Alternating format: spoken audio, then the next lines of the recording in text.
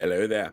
By now, you've probably heard about Christopher Luxon's backflip when it comes to urban development and the housing plan that the Labour and National Party work together on in a uniquely bipartisan way, which is really good to see. I like it when our political parties work together. That's what we have MMP for. That's what democracy is meant to be.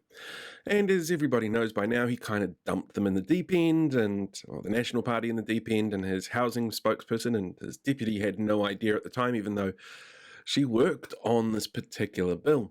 So it's a fascinating thing to sit down and watch that aspect of what's happening with the electioneering. You know, policies being made up on the fly. That's never going to end well for anybody. And it might win some votes because that's just how voters work. For me, though, the fascinating thing is how the media has been covering this. This is a story that showed up in One News yesterday. And it says, is this going to work? And what it does is it talks to other politicians about how they're feeling. And other politicians and political parties' stances on this are going to be really obvious. ACT, who voted against it initially, are going to sit there going, oh, see, look, I'm glad they're listening to us. That's why you should vote for us.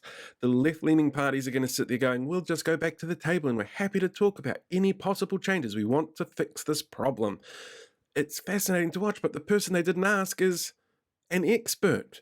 They didn't talk to anybody. They didn't talk to anyone on council about what's going on, because councils have to be the ones to make these sort of decisions. They just have to be given the ability to do so. And there was this comment from Auckland Councillor Richard Hills, which brings up some really good questions.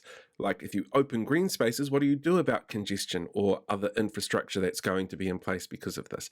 Because housing density means that you have less of that to worry about. It's a good question.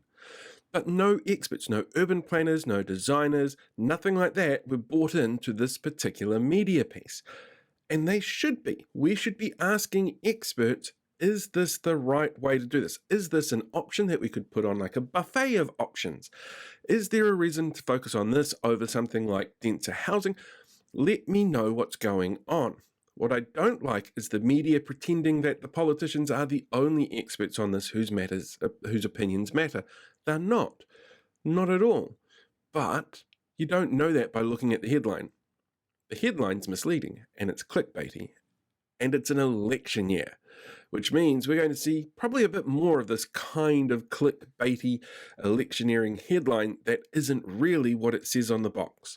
And you have to keep an eye out for it and keep an open mind while you're reading these things, that just because it reads like clickbait doesn't necessarily mean it's not right or not something that's important to talk about, because, again, it's an election year.